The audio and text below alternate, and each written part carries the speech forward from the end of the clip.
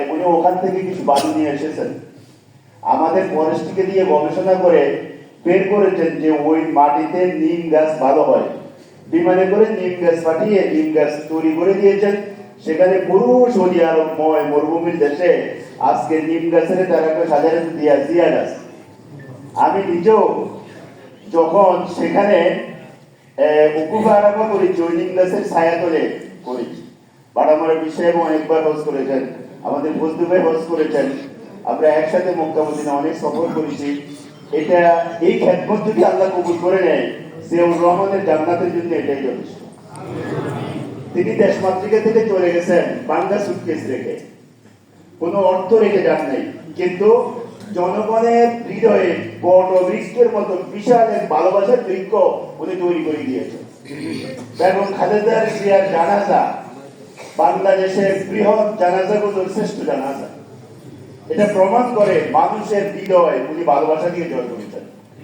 ভালোবাসার সম্পদের চাইতে পৃথিবীতে শ্রেষ্ঠ আর কোন সম্পদ হতে বিগত 1-1.5 বছরে আমাদের প্রার্থী মাওলানা ফজলুল করিম, বোরহানুদ্দিন দৌলত খানের আনাসে কানাসে, আবার বৃদ্ধ বনিতা দলমত নির্বিশেষে সকল মানুষের হৃদয়ের ভালোবাসা অর্জন করতে সক্ষম হয়েছে।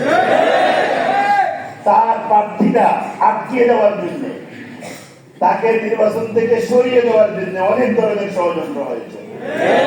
সকল ষড়যন্ত্র মোকাবিলা করে আল্লাহ রাব্বুল আলামিন আমাদের প্রার্থীর যে নমিনেশন, এইটা সর্বশেষ বৈধ ঘোষিত হয়।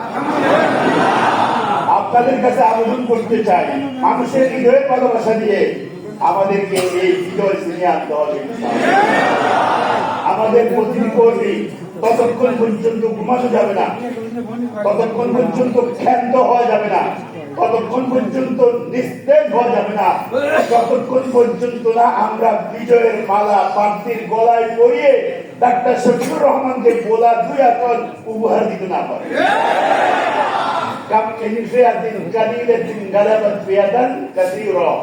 অনেক ক্ষুদ্র দলও কিন্তু বড় দলের উপরে বিজয় লাভ করে আল্লাহর সাহায্যের মাধ্যমে।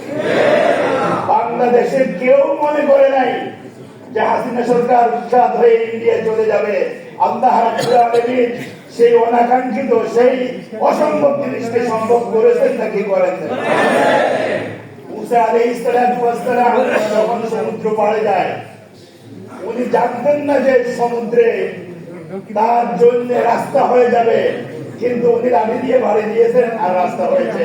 বাড়ি তো যাওয়া লাগছে। ইউসুফ আলাইহিস সালাম যখন সকল দরজা বন্ধ করে তার ইজ্জত নষ্ট করার চেষ্টা করা হয়েছে, উনি গিয়ে তালাবদ্ধ দরজাটাকে একটা কুশি দিয়েছিলেন। খান খান করে দরজা ভেঙে গেছে, কিন্তু কুশি দেওয়ার আগে ভাঙে গেছে। আস-সাইয়ু মিন্না ওয়াল ইসমামু মিনাল্লাহ। এই বিজয় লাভ করতে হলে আমাদের আমাদের শক্তি থাকতে হবে, আর আমাদের আমানতদারিতা থাকতে হবে।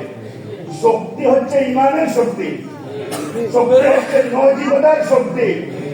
আমাদের প্রার্থী আর আমরা কোন অনৈতিক কাজে জড়িত নাই, আমরা কোন চাঁদাবাজিতে নাই, আমরা কোন দখলদারিতে নাই, আমরা কোন ভোট ডাকাতিতে নাই।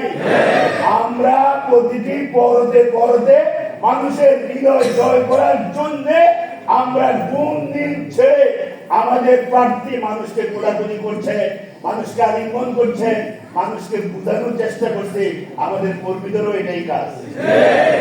কিন্তু আমরা দেখছি আজকে আইজি মহোদয় ঘোষণা করেছেন যে যত অবৈধ অস্ত্র আছে সকল অস্ত্রগুলোকে উদ্ধার করতে হবে।